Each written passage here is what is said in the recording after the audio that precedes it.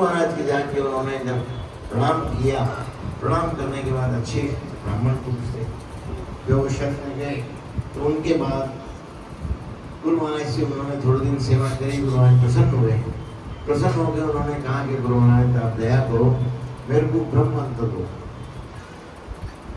ब्रह्म के आनंद के लिए मंत्र दो, ब्रह्म को पा सको, सत्य को पा सको, इसी प्रकार।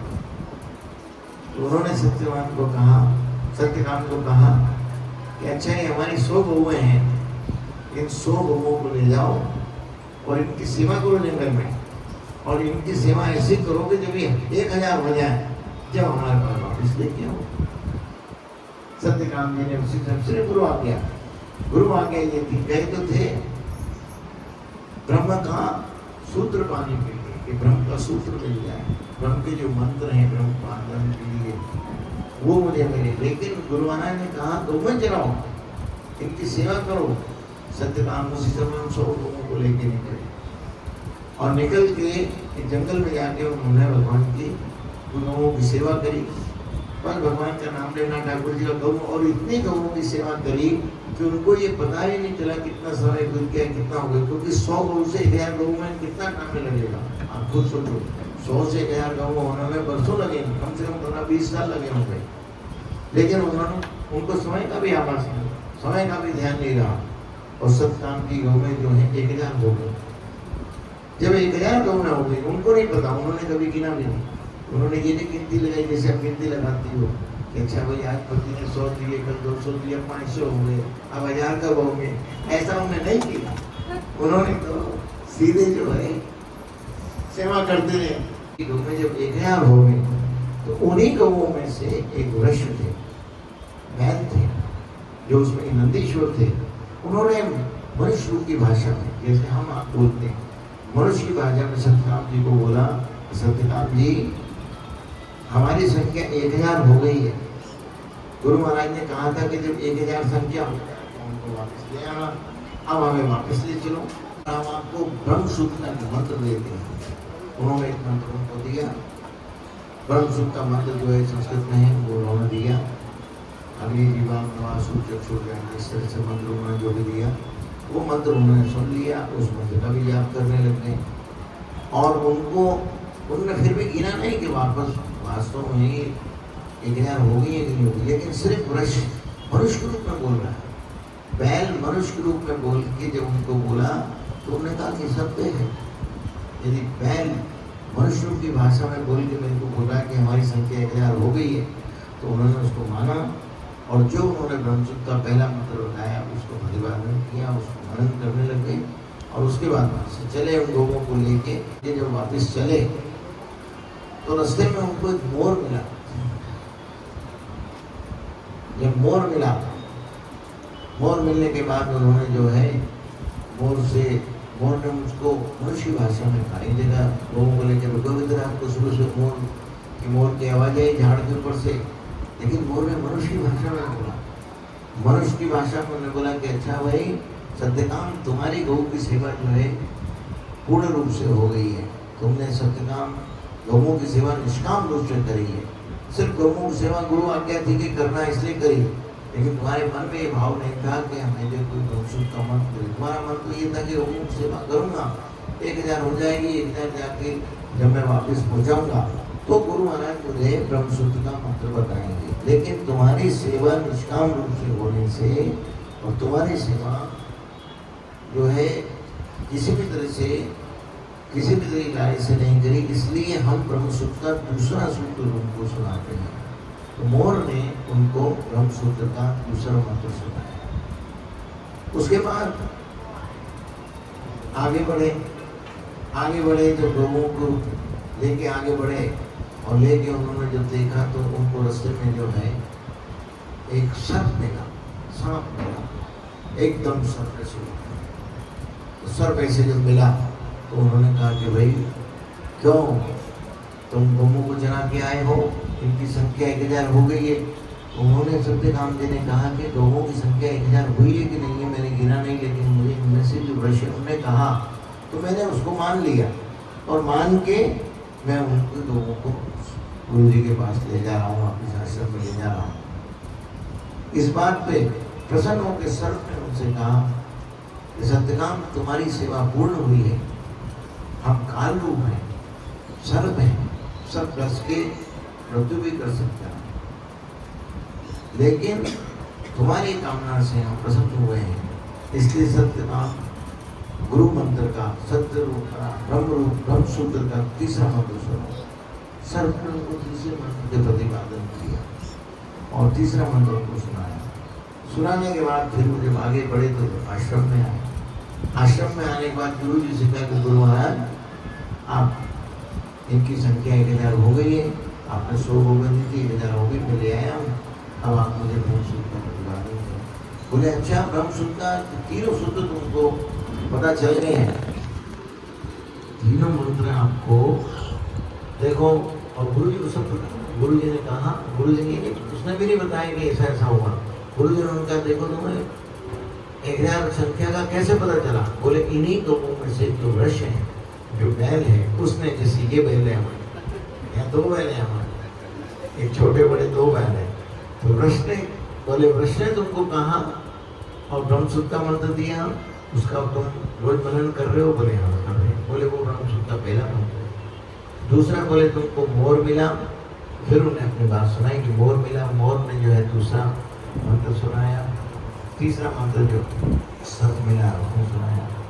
तो बोले देखो तीनों ब्रह्मसूत्र के मंत्र तुमको पता चल गए, चौथा मंत्र जो है मैं आपको बता देता हूँ।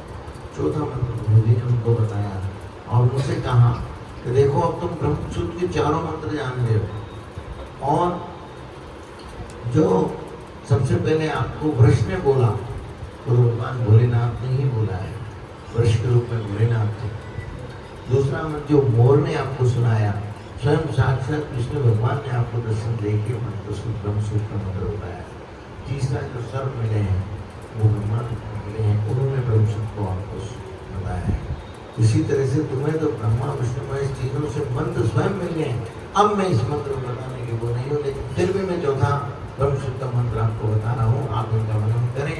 इतना कह के और गुरु जी के लिए अपना ध्यान हो गए और गुरु रूप में उन्होंने जिनकी दीक्षा ली थी उनकी दीक्षा लेके उनको जग कल्याण के लिए, ब्रह्म कल्याण के लिए, और उन्होंने ब्रह्मसूत्र के 4 मंत्रों को प्रतिपादित किया है। हमारे वेदों में वो 4 मंत्रों का स्थान है। आप जब चाहें उसको सुन सकते हैं, देख सकते हैं, जप सकते हैं, लेकिन वो सब संस्कृत के मंत्र हैं। अग्नि विवाह चक्षु विश्वान देव सुल्तानी बरासवा, इस तरह से मंत्र हैं। और आप सब जो हैं, आप सबसे हमारा यही कहना है, इस उदाहरण को सुनाने का मतलब यही है कि जो गुरु आज्ञा हो, गुरु आज्ञा यदि हो जाए, झाड़ू लगाओ, झाड़ू लगाओ। उन्होंने कहा अच्छा भाई तो मनुष्य सेवा करो, जाओ इस बीमार की सेवा करो, उन्हें कह दिया कुछ नहीं, खड़े रहो, कुछ मत करो, खड़े रहो, खड़े रहो, कुछ ना करो। किसी को ये कहो कि करो, वो कर सकता है, इसलिए कहो कि नहीं करो। अब नहीं करो क्या होता है, ये बड़ी भारी एक बात है। लेकिन गुरु आज्ञा ये भी हो सकती है, कुछ मत करो, अब कुछ मत करो। अब कुछ मत करो क्या होता है? कुछ मत करो का मतलब जो है ये होता है कि जो भी हमारी मनोवृत्ति इधर जा रही है, उस मनोवृत्ति को वापिस अपनी जगह पे लाओ, शून्य रूप को प्राप्त करो। उस शून्य रूप के बाद ही 1 2 3 4 होगा, इसका मतलब। इसीलिए कभी कभी गुरु महाराज कुछ नहीं जी, कुछ काम कुछ मत करो, बैठे रहो। अब बैठे बैठे क्या करो? मनुष्य हो, आप मनुष्य हो, अरे ये नहीं करो, ये क्या होता है? नहीं करो क्या होता है? लेकिन नहीं करो सब कुछ होता है, क्योंकि जो भी चीज़ है वो शून्य से ही।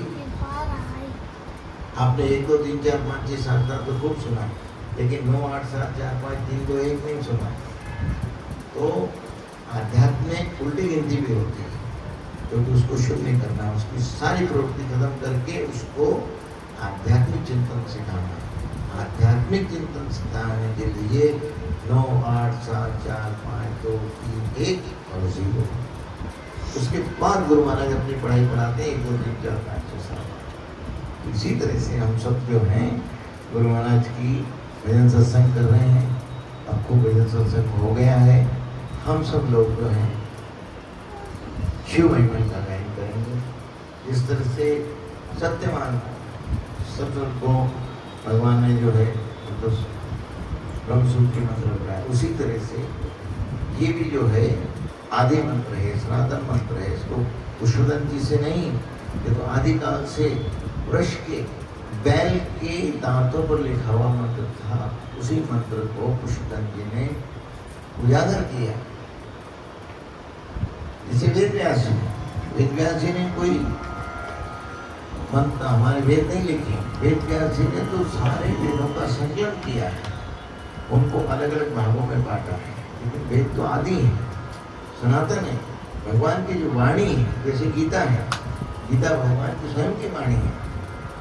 महाभारत में भगवान ने स्वयं जो जो शब्द बोले हैं, जो जो उन्होंने शब्द बोले हैं, उनकी ही वाणी ही गीता है, भगवान की वाणी ही गीता है। तो इसी तरह से वेद में जो है वो ईश्वर की वाणी, भगवान की वाणी, ब्रह्मवाणी।